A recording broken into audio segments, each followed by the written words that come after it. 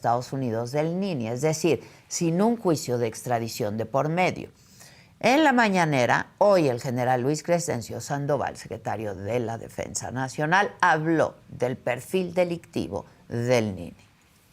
Es líder de una célula delictiva y también es el responsable de la seguridad de Archibaldo, del líder del grupo de los Chapitos. Esta persona es quien ordenó las agresiones en contra de la unidad habitacional militar ahí en Culiacán, Sinaloa, en contra de nuestros derechohabientes, de nuestras familias, cuando es un área que ni se encuentra resguardada por personal militar, resultado de la operación que se estaba llevando a cabo en ese momento para la detención de Ovidio. Él también es el que organiza una serie de agresiones contra el personal militar y donde nos había causado ya una cantidad importante de bajas, de heridos, perdón, y también creo que en el mes de marzo, si no me equivoco, marzo o mayo de este año, él ordena la ejecución de 8 personas en Tamazula que inicialmente habían sido secuestradas y posteriormente ordena su muerte. Bueno, y para hablar más de este tema y de este personaje, vamos a hacer contacto en este momento con Adrián López. Adrián es director del periódico Noroeste de Sinaloa. Adrián, ¿cómo estás? Buen día. ¿Qué tal? Muy buenos días, Adela. Te saludo con mucho gusto. Oye, ¿qué agregarías al perfil de este personaje?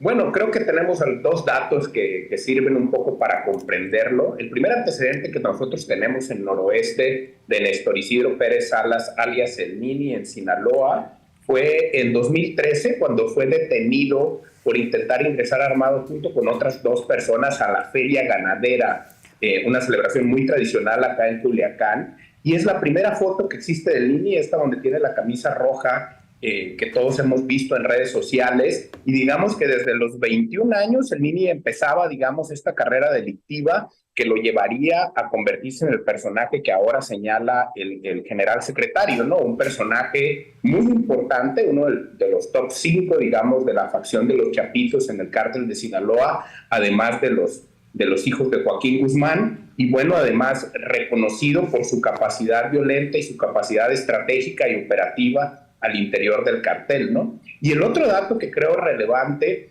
es esto que señala el general secretario, ¿no? Creo que cuando vivimos el primer Jueves Negro en Sinaloa, la que se captura y se libera a Ovidio, y luego el segundo, este despliegue violento contra vías de comunicación, con el despojo de automóviles, con la retaliación a balazos a las autoridades, etcétera, sí es algo inédito en el cártel de Sinaloa. Fue la primera vez que nosotros vimos en estas 2 ocasiones al cártel, digamos, enseñarle los dientes a la sociedad sinaloense en la que cohabita y con la que normalmente pues hace negocios y de la que quiere ser parte, ¿no? Ahora, él fue ascendiendo, ¿cómo? ¿De dónde salió este personaje, Adrián? Híjole, es muy difícil, ¿no? Porque al final es un mundo en el que no estamos cerquita, claro, de la... evidentemente, ellos lo cuentan mucho a través de este imaginario nuevo del narcocorrido, del corrido tumbado, claro, que le llamamos ahora. Exacto. Y bueno, la oda a eso es, pues, a su valentía, a su capacidad violenta, pero lo que sí hemos visto, y de eso hay hechos, pues es de esta capacidad de movilizar a grupos de jóvenes para reaccionar, para atacar, para defender territorios. Y también otro dato que ayer lo revelamos nosotros en nuestra página es, desde el 2016, o sea, 3 años después de que el Nini fue detenido en la Feria Ganadera por portar un arma, la Sedena sabía que el Nini, junto con otros operadores del cártel de Sinaloa, habían decidido crear y financiar un brazo armado que se llamaría Los Ninis, porque lo comandaría él, y un poco para emular al brazo armado que tenía Orson Iván Gastelum, el Cholo Iván, la persona que fue capturada luego con el Chapo Guzmán en Los Mochis. Entonces, digamos que hubo una intención de crear este brazo armado para proteger y para operar para los chapitos. Ahora, dime algo, ¿qué tan cercano eran los chapitos? Porque se habla de que alguien hubiera podido ponerlo, revelar información, luego del asesinato, creo que fue ayer, de otro personaje al que le llamaban el Mago en los Estados Unidos, en Los Ángeles, que los propios chapitos podrían haberlo puesto porque era pues ya demasiado estrafalario, incluso más que ellos, ¿no? Bueno, la experiencia enseña tristemente, cuando vas a los juicios, cuando revisas los expedientes, que la mayor parte de estos personajes suelen ser ubicados básicamente por dos razones. Una, por la inteligencia norteamericana, y la otra, mucho de esa inteligencia luego se alimenta pues de filtraciones de los mismos operadores del cartel. Sí, exactamente. Entonces, pues son testigos protegidos, gente que conoce sus movimientos. Hay que recordar también que en el juicio del Chapo aprendimos que el gobierno norteamericano, primero la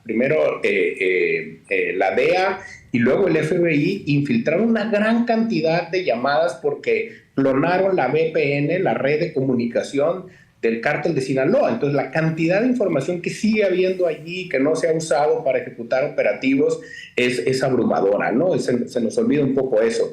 Y entonces, digamos que las autoridades norteamericanas y luego las mexicanas, que son las que ejecutan estos operativos, pues no están tan a ciegas. Entonces, sí llama la atención que siendo el Nini, y es lo que circulaba ayer en redes sociales, pues quien habría detonado esta violencia para liberar a Ovidio en ambas ocasiones, pues no detonar esa violencia para liberarse a sí mismo. También lo que muestra un poco el operativo donde lo capturan es pues que ya estaba solo, y algo que también hemos visto con otros capos, el Chapo Guzmán en Mazatlán, en algún momento los Arellano en Puebla, es que van ajustando sus círculos de seguridad para bajar el perfil cuando ya se sienten muy acorralados, y terminan casi siempre acompañados de una o dos personas, ¿no? Ahí está el video donde todos vemos al niño arriba de una casa tratando de resguardarse. Y otra cosa que hay que decir, porque sí lo vivimos acá, es que el operativo sí fue muy, muy masivo, ¿no? La gran cantidad de vehículos, helicópteros, enorme. Entonces, digamos, estaba diseñado para contener cualquier tipo de cosa.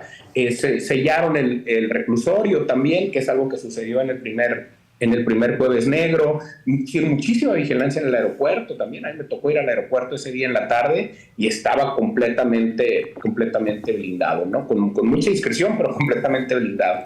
Entonces, pues no pasó a mayores, creo también porque el operativo lo hizo bien. Algo que criticamos mucho en el primer Jueves Negro, que es que lo hicieron a mediodía, sin mayor discreción. Acá fue muy abrumador y creo que mucho más eficaz. Este tipo de operativos, este operativo, que insisto, fue un enorme operativo, estos despliegues, ¿qué generan entre la sociedad, entre la gente, Adrián? Bueno, algo que yo he estado explicando, porque luego caemos en el cliché y en el estigma de decir, los culichis están acostumbrados, ¿no? A los balazos y a las patrullas y a este despliegue militar. No estamos acostumbrados. Creo que nadie en México termina por normalizar. Si bien sí hemos ido normalizando el proceso de militarización, de pronto ver un operativo de 300 elementos y 20, 30, 40 vehículos, 2 helicópteros, etcétera, aun cuando pues, no se escucharon, solamente se detonaron esos 2 balazos, ahí estás poniendo imágenes, no estamos acostumbrados. De hecho, empezó a haber muchas preguntas. Digo, a mí me preguntan mucho, obviamente, mis amigos y mis conocidos, ¿qué está pasando? ¿Se puede salir? ¿No se puede salir? ¿Hay seguridad? ¿Tenemos certezas? Y creo que algo que fluyó bien es que muy rápido dijeron que lo habían detenido y muy rápido el Centro Nacional de Detenciones subió la ficha de la confirmación de su detención, y eso ayudó un poco a que se enfriaran las cosas, pero la verdad es que el operativo se mantuvo durante al menos 4 horas, que estuvo conteniendo cualquier posible reacción. Sucedió en Colinas de la Ribera, donde lo detenieron, y también sucedió en otros sectores de la ciudad, el traslado, la isla Musala, un poco para mandar el mensaje de que estaban allí atentos, ¿no? ¿Qué generan? Pues evidentemente generan una cierta psicosis, generan preguntas y obviamente pues obligan a la memoria de lo que ya hemos vivido de manera reciente, el 5 de enero pasado y luego en octubre de 2019, porque es algo a lo que no nos acostumbramos, ¿no? Y creo que eso esa es una buena noticia, ¿no? Que no nos terminemos por acostumbrar a este tipo de cosas. Sí, sin duda, sin duda. La verdad es que pues empieza a generar pánico y eso pues genera caos también, ¿no? En la ciudad. Ahora, Anabel Hernández dijo ayer que pues habrían sido los chapitos quienes permitieron la captura del Nini. ¿Estaban ya alejados? ¿Se sabe algo de esto, Adrián? Ustedes que pues trabajan las notas cada día, ¿no? No, es imposible, creo yo, digo, no sé las fuentes de Anabel, pero es imposible realmente saber así cómo funcionan esas relaciones personales. Yo lo que te puedo decir es que los hechos dicen cosas, ¿no? ¿Y qué hechos tenemos? Una, pues es que es muy obvio que la política de seguridad de los Estados Unidos está concentrada en la política de drogas y de seguridad, en la relación bilateral, está concentrada en el tema del fentanilo, y los Estados Unidos atribuyen a esta facción de los chapitos y a todo su grupo la principal responsabilidad de la producción y el tráfico de esta droga hacia allá. Y lo que hemos visto es que las acusaciones que se han generado, el NINI enfrenta al menos 4 en Estados Unidos, pues están generando contra todos los miembros de esta facción. Hay al menos 20 personas de los chapitos, incluidos los hijos del Chapo Guzmán, y luego, digamos, todos los operadores de los cuales el NINI, según la acusación más larga, pues hacía el trabajo, digamos, violento, el trabajo de la parte de seguridad y el trabajo de proteger, digamos, el territorio y a los hijos de Joaquín Guzmán. Que si ese les corta personal o no, híjole, yo creo que eso termina siendo también bastante elástico dependiendo de las coyunturas, de los territorios, de los niveles de control, del riesgo que ellos asuman. Eso creo que es lo primero. Y la otra cosa que yo creo que es importante es que a mí me gusta citar esta frase que dice de Giovanni Falcone, que dice que la mafia está mejor cuando más tranquila está.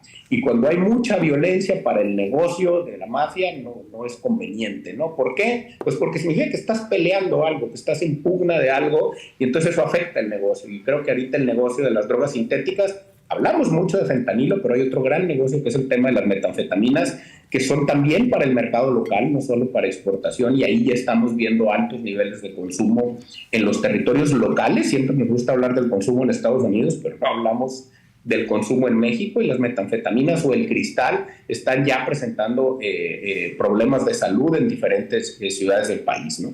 Entonces creo yo que con esta escalada, digamos, de la atención de los Estados Unidos hacia los chapitos y el estilo, digamos, tan violento que el NINI y su facción habían desplegado, pues son cosas que no se llevan bien. Ya de si eso implica una traición, un dejar hacer, tal vez, no lo sé, creo que de eso no tenemos evidencia. Sin duda, yo no quiero menospreciar que es una captura muy estratégica, que es importante, porque era un personaje importante en el imaginario de la narcocultura acá, y lo hemos visto también en los hechos, con los 2 Jueves Negros, y habrá que ver cómo se reacomoda, porque evidentemente ya tiene reemplazo y evidentemente sí, el negocio en Estados Unidos sigue intacto y eso va a estar así todavía. Sí, justo eso te iba a preguntar, pues seguramente ya hay reemplazo, ¿no? Y no, claro, no le dan a la estructura. Al final hay que entender estas estructuras de macrocriminalidad, ¿no? Donde más allá de la genealogía del narco, tú puedes escribir 3 páginas de nombres célebres de los 70s para acá del cártel de Sinaloa, desde Pedro Avilés, pasando por la primera generación, el Mayo Zambada, todos estos, hasta los actuales, ¿no? Esos que están ahora en los corridos tumbados. Y el negocio sigue cambiando, creciendo. Los únicos cambios relevantes que ha tenido el negocio, como por ejemplo la caída del auge de la marihuana y el auge ahora de las drogas sintéticas, pues en realidad tienen que ver con condiciones económicas, con que Estados Unidos regula la marihuana, ajusta su política prohibicionista en ese sentido, pero aprieta en este otro sentido y le da al cártel pues un nuevo hoyo negro, ¿no? Mercado negro para explotar, ¿no? El cártel se diversifica, el cártel aprende, el cártel es flexible.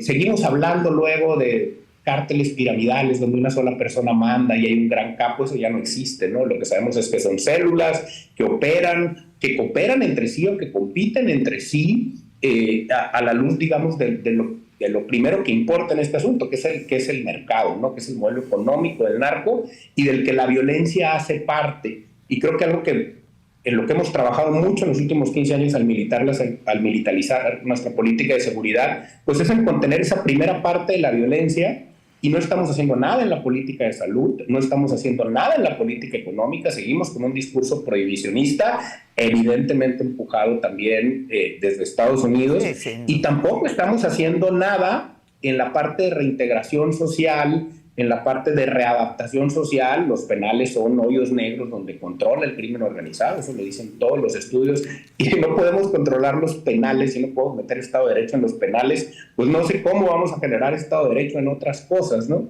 Creo que el gran pendiente de este asunto es la justicia, y estamos muy lejos. Las tasas de impunidad en crimen organizado, en narcotráfico, en homicidios, digamos, todos los homicidios que acompañan a esto, las violencias que acompañan a esta dinámica, estamos muy lejos, muy lejos. Muy lejos. Ahora, el personaje muy estrafalario, un enorme operativo que se da justo 3 días después de la visita del presidente de Estados Unidos, ¿no? Estas detenciones muy importantes, pues así han ocurrido, ¿no? Por objetivos que desea Estados Unidos. No, y bueno, y además con una felicitación que también es inédita. Sí, claro, como hay que leerla, ¿no? Exacto, o sea, nunca habíamos visto a un presidente felicitar a otro gobierno por una detención de alguien que no es el capo mayor. Sí, claro. En realidad estamos hablando de un objetivo estratégico, creo que por la violencia que se le atribuye, ¿no? Porque al final todos sabemos que ese es el punto más doloroso. Y por supuesto, alguien dice, pues es que lo acordaron y por eso lo agarraron, o como me decía alguien del gremio, pues es que hay que presentar chamba, ¿no? Y yo también, un poco jalando el hilo hacia atrás, lo que tenemos de antecedentes en los locales, que le acababan de decomisar unos ranchos junto con unos tigres allí de Bengala, le habían asegurado también otra casa, digamos que ya venían dejando rastros. Claro, a uno le resulta sorpresivo cuando por fin lo detienen porque no te explicas esos operativos. También hay que decirlo, porque la mayor parte de esos operativos los realiza la Guardia Nacional con apoyo de las fuerzas federales, y de eso ahora tenemos mucha menos información de cuando la realizaba la policía, ¿no? Hay quien decía ayer también que buena parte del éxito del operativo es que la información no se filtró porque la controlaron completamente las autoridades federales. Tampoco descartaría eso, ¿no? Creo que buena parte del problema del primer Jueves Negro es que lo hicieron con muy poca discreción, y pues para cuando llegaron por ellos ya los estaban esperando, ¿no? Entonces, yo sí creo que hay una mezcla de cosas, ¿no? Nos gusta pensar en blancos y negros, creo que en esto hay muchas escalas de grises, y también cuando revisas en los casos de estas capturas, pues la inteligencia hace parte importante, ¿no? No sabemos quién hizo la inteligencia de esta, no nos han dicho. La ejecución es completamente mexicana. También luego nos damos cuenta acá cuando aparecen, digamos, efectivos más güeritos o distintos, y que significa que alguna autoridad norteamericana participó, como en el caso del Chapo en Mazatlán. Y bueno, no lo sabemos, pero sin duda no puede dejar de leerse en ese contexto, y yo creo que ese es un contexto que no solamente no va a cambiar, sino que se va a fortalecer, que es la presión de Estados Unidos por el tema del fentanilo. Sí, ¿por qué? Pues claro. Están viviendo una crisis de salud monstruosa, y creo que, pues tristemente, en términos de enfoque otra vez de política de drogas, estamos dejando de ver las drogas que están circulando en nuestro país, que están generando altos consumos en nuestro país, y que también son negocios de estos carteles, ¿no? Como el caso del cristal. Sin duda, sin duda. Oye, ahora, ¿esto podría provocar venganzas entre grupos, esta detención, Adrián? ¿Cómo lo ven? ¿Violencia? ¿Cómo lo están leyendo?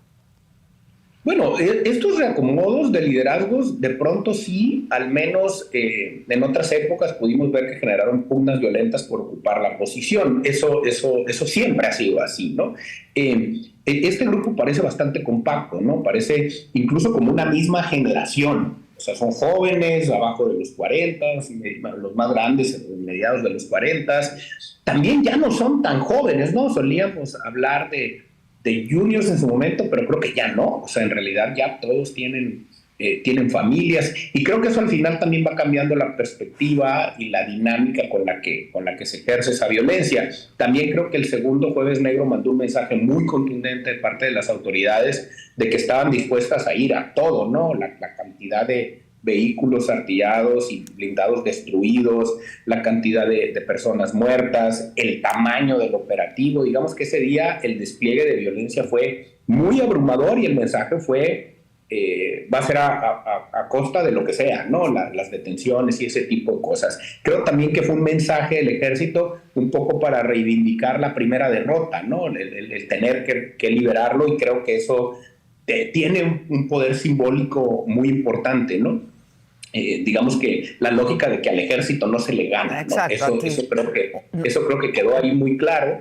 Entonces yo sí creo que van a tratar de compactarse. ¿Por qué? Pues porque ya están muy en el ojo del huracán con las autoridades norteamericanas. Las acusaciones que están en Estados Unidos son muy contundentes, son muy detalladas, y creo que lo que quiere Estados Unidos es extraditarlos a todos.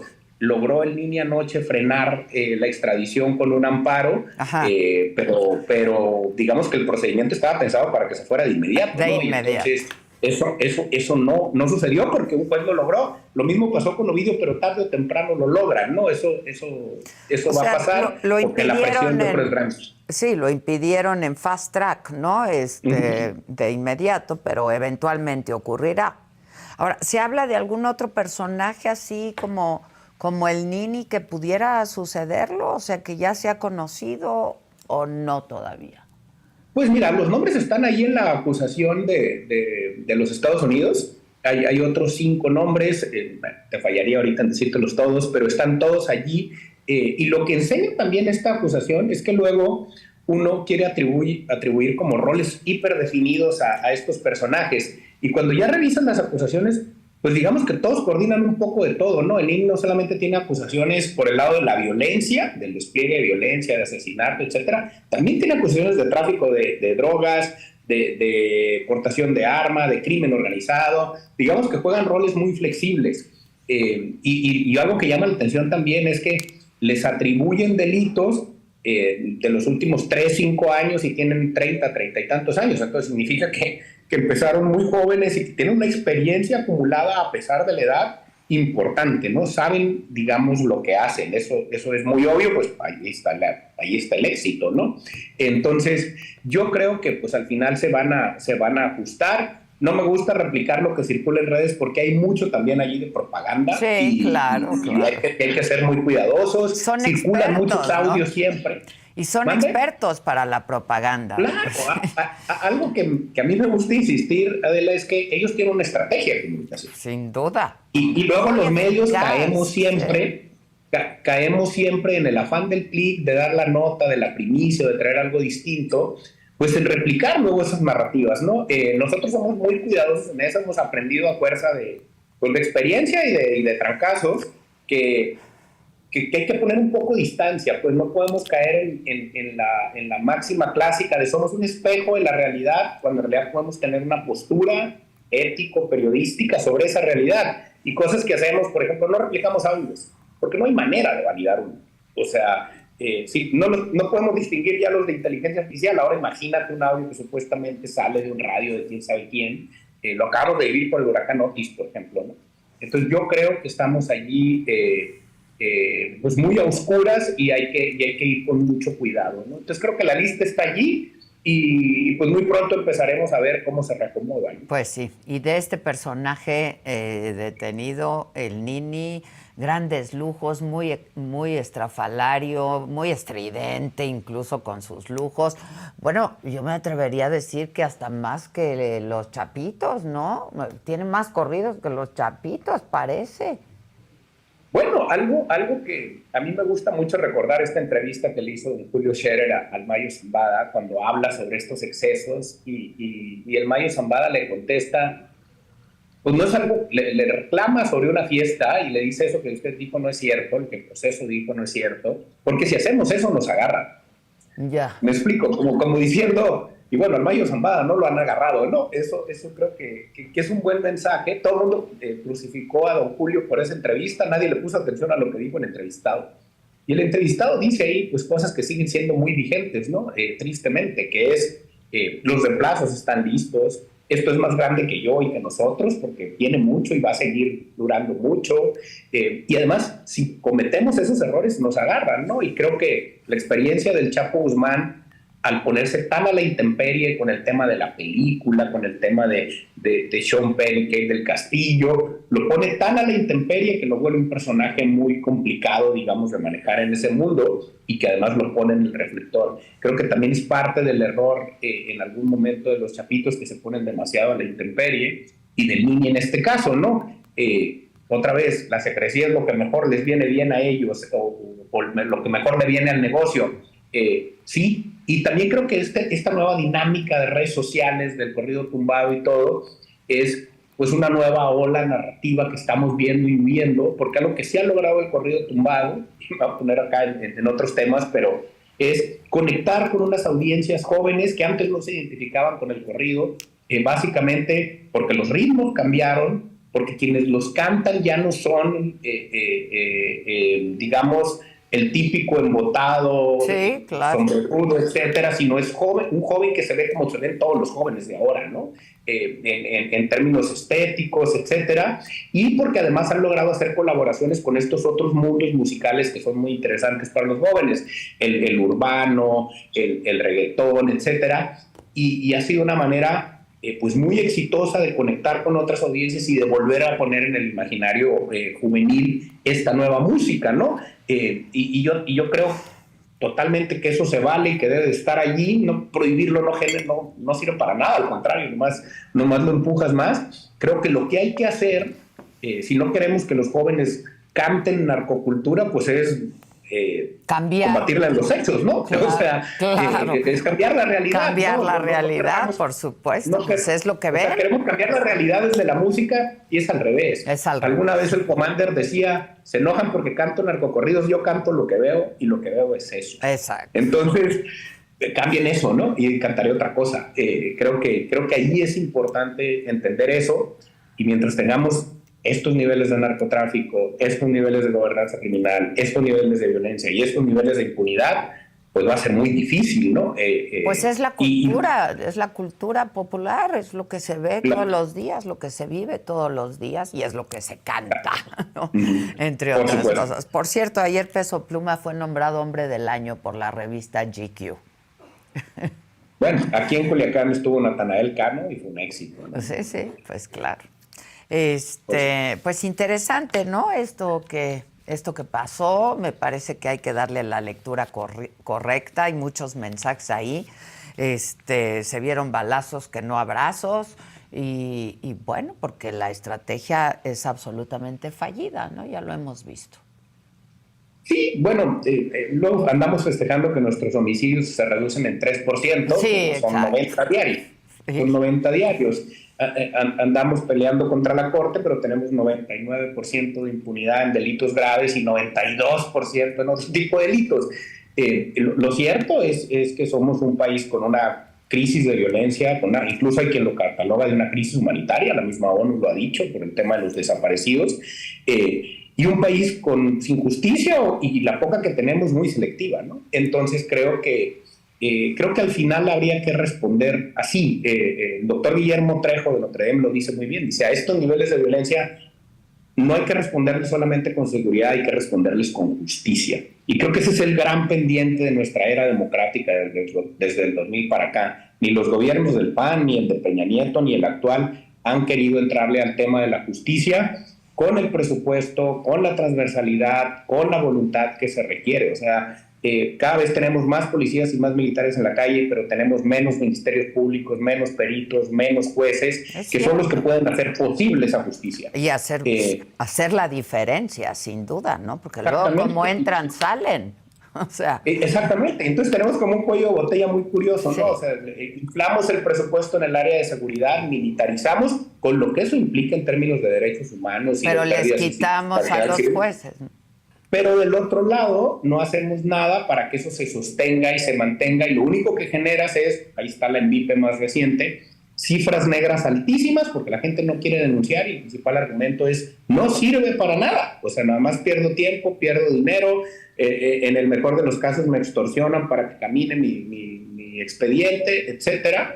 Y por el otro lado, no solamente altísimas cifras negras porque la gente no confía en sus autoridades para denunciar, sino además cada vez, digamos, una descomposición más grande en la comprensión de la cultura de la legalidad. Es la violencia u otros mecanismos para dirimir conflictos y no la justicia y no el Estado, ¿no? Entonces, pues es muy triste, ¿no? Esta cosa de si algo pasa en tu barrio, no vas con la policía, vas con el jefe de la plaza para que te arregle tu problema, ¿no? Entonces, y creer que si tú no andas metido, a ti la violencia no te va a alcanzar. Evidentemente reduces el riesgo, pero al final terminas viviendo en el mismo entorno violento. No es correcto. Y creo que ahí está una parte del problema, y ningún presidente desde la alternancia democrática para acá ha puesto suficiente voluntad y dinero, porque es un tema también de presupuesto, para arreglar eso. Creo que esa es la gran mala noticia de todo este proceso, con un proceso paralelo de militarización que creo que va a ser muy difícil que tenga reversa en el mediano plazo. Y mientras, todos estos personajes subiendo fotos al Instagram, ¿no? De sus pertenencias muy preciadas. En el caso Híjole, no me toques esa fibra porque luego me enojo. Sí, enójate, porque es que también, ¿no? No, es que, a ver, de pronto ves a estos personajes del otro lado dando entrevistas con influencers, no con periodistas, con influencers, ya sabes, romantizando lo que fueron. Sí. Vendiéndose como modelos de éxito para el futuro, cuando en realidad fueron juzgados allá, se convirtieron en testigos protegidos y les dejaron mucha lana. Y por el otro lado, pues dejaron acá una estela de violencia, delitos, muertos, fraudes, etcétera, y cuentas pendientes, porque acá no fueron juzgados, porque acá no fueron detenidos. Es también otra vez, es un fracaso de nuestro Estado de Derecho y de nuestro modelo de justicia, y del otro lado ya negociaron una cierta libertad y una cierta justicia a cambio de dinero y verdad, de cooperar con ese sistema, y ahora se salen a dar entrevistas, digamos, en categoría de influencers, ¿no? Híjole, yo creo que los medios deberíamos de aprender a poner un poco de distancia de ese tipo de cosas y no replicar ese tipo de discursos, y hay que tratarlos de una manera mucho más crítica, ¿no? Nosotros no lo hacemos. Yo creo que por muchos clics que hay allí, por muchos views que hay allí, yo creo que no estamos, o sea, digamos, ya hemos pagado costos, y mira que los periodistas en México hemos pagado costos por cubrir y denunciar ese tema, como para luego servirles de plataforma, ¿no? Exacto, incluso con la vida, ¿no? Incluso con la vida. A ver, México, otro de los grandes fracasos de nuestro Estado de Derecho es ese. Las violencias selectivas que vive México contra defensores de derechos humanos, defensores ambientales y periodistas, y debo agregar cada vez también más la clase política, sobre todo la de primer y segundo nivel, o sea, regidores, alcaldes, diputados locales, cada vez es más grande, y todos los datos dicen que se va a poner peor. O sea, no hay ninguna evidencia, ninguna política pública, ningún hecho que diga que eso podría contenerse. O sea, la próxima elección podría ser mucho más violenta que la anterior, porque la anterior lo fue que una antes, etcétera. Entonces, yo sí creo allí que también en esas violencias selectivas, pues hay mucho de nuestro déficit democrático, porque es muy fácil salir a decir, luego, sobre todo en la narrativa de este gobierno, que tenemos plena libertad de expresión porque puedo escribir cualquier tontería en Facebook, ¿no? Porque puedo insultar anónimamente a quien quiera. Pero una cosa es tener libertad de expresión para solamente expresarte en redes sociales y decir lo que quieras y subir cualquier tipo de contenido. Y otra cosa es intentar hacer periodismo que toque intereses de veras, porque entonces ahí se acaba la libertad de expresión. ¿Me explico? Que toque intereses político-económicos o narcopolíticos. Ahí está el caso de Miroslava Breach, muy, muy ejemplar en ese sentido de la narcopolítica, y que ahí se acaba la libertad de expresión, ¿no? O sea, tiene límites muy claros que están en el jefe de plaza, en el alcalde en turno, en el diputado local, etcétera. Justo ahorita tenemos en Taxco 3 periodistas desaparecidos, privados de la libertad. Y Y también la impunidad en esos delitos es 98%, ¿no? Entonces, creo que ahí el discurso de la plena libertad de expresión palidece muchísimo. Sin duda. Bueno, pues está muy interesante. A ver qué día nos vemos y platicamos más largo, Adrián, que tú conoces perfectamente el tema y le entiendes muy bien. Te agradezco mucho y te mando un abrazo. No, hombre, muchas gracias a ti, Adela. Gracias a ti. Estar acá. Al contrario, muchas gracias. En la saga ya hay un perfil de quién es este personaje, el Nini. Y sí, fue un operativo muy importante, grande, enorme, aparatoso, que también manda un mensaje y un mensaje muy claro. Ya les decía yo que próximamente